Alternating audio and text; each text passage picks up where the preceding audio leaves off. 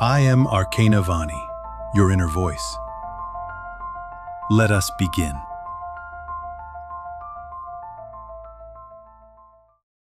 You're not failing. You're just terrified of being seen trying. That's the truth most people won't say to you, but you already know it in your bones. This isn't about lack of ambition or discipline. It's about the sick feeling in your stomach when you imagine people watching you stumble, start small, or look inexperienced. You'd rather stay silent, stay hidden, or only show the polished version once you've already mastered it. This transmission is going to break that pattern. We're going to expose the fear behind your hesitation, show you why it's been running your life without you realizing it, and give you the clarity to act even when the thought of being seen raw makes you want to retreat. If you watch to the end, you'll understand exactly why you've been avoiding the spotlight of your own becoming and how to stop letting it steal years from you. Right now, you've built a system of protection. Delay until you're perfect or don't start at all. That way, no one sees you miss, sweat, or fumble. But that same system keeps you in the shadows. You can't grow if you're unwilling to be witnessed in the process, and the longer you keep waiting for readiness, the more the readiness itself fades. This isn't about getting comfortable with failure. It's about getting comfortable with exposure. The act of being seen in the act of becoming is the exact thing you've been avoiding, and it's the exact thing that will set you free. But the fear isn't harmless. It's costing you more than you think. And in the next section, we're going to name every piece of your life it's been quietly draining. Every time you avoid starting because you don't want to be seen mid-stride, you pay a price. You think you're protecting yourself from embarrassment, but what you're really losing is proof. Proof that you can show up, adapt, and grow in real time. Without those lived attempts, your self-trust erodes. You start believing you can't handle the unknown, when the truth is, you've simply never given yourself the chance to practice. The cost shows up in places you don't connect to this fear. It's in the opportunities you never apply for, because you don't want your learning curve on display. It's in the relationships you never deepen, because you don't want someone to witness you trying to figure yourself out.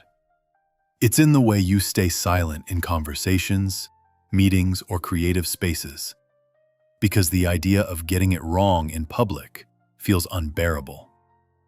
Over time, this pattern shapes more than your choices. It shapes your identity. You become the person who is thinking about starting a business, considering a new skill, wanting to take a risk. Your life fills up with the language of almost, and while you're editing yourself for an audience that may not even be watching, time is still moving. Avoiding exposure feels like safety, but it's actually slow disappearance. The you that could have existed, the one who learns in public, stumbles, adapts, and evolves, never gets built. That's the true loss. And it's not random. This fear is protecting something deeper than pride. In the next section, we're going to expose exactly what that is, and why naming it is the first crack in the cage. What you're protecting isn't just your ego. It's the part of you that once learned being imperfect was dangerous. Somewhere along the way, you were taught that effort in plain sight invites judgment. Maybe it was the teacher who mocked you for a wrong answer, the family member who only praised results, the friends who turned mistakes into running jokes. Those moments don't just sting in the moment. They wire your nervous system to associate being seen trying with threat. So you adapted. You built an identity around only showing the finished, polished version of yourself. You became the one who appears competent, composed, unshaken, as if you arrived that way without the mess of becoming. And for a while, that strategy worked. It kept you from the sting of criticism. It let you control the story people told about you. But now, that protection has become a cage. By hiding the messy middle, you've also hidden the only version of you that can grow. The truth is, mastery can't be developed in secret, and vulnerability can't be bypassed on the way to strength. This is why you can feel so full of potential, yet so absent from your own life. You've postponed the risk of being seen without realizing you're also postponing your arrival into the life you want. You've been postponing the fallout without ever confronting the fuse. And in the next section, we're going to light that fuse, stripping away the illusion that hiding keeps you safe, and forcing a choice about the life you're willing to live in full view. Hiding isn't keeping you safe anymore. It's keeping you small. The comfort you've built by avoiding exposure has turned into stagnation.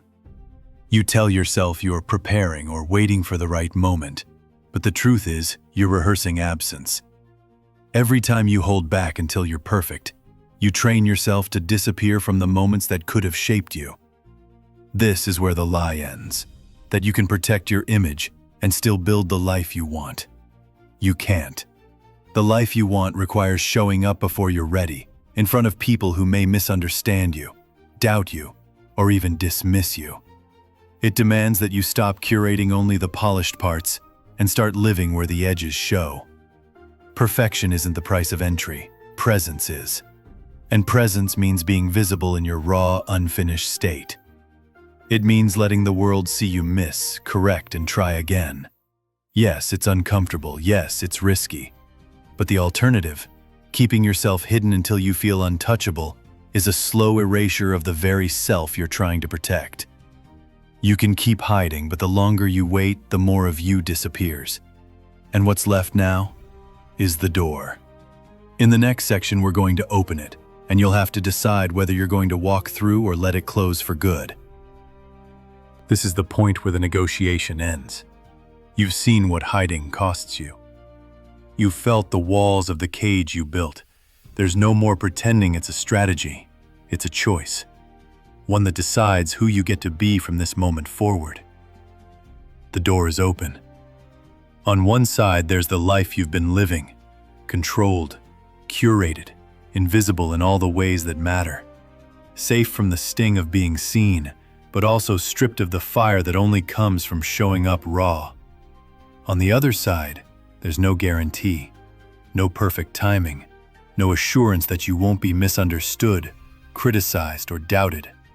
The only thing waiting there is the truth, your truth, lived in full view. You already know which side leads to becoming real.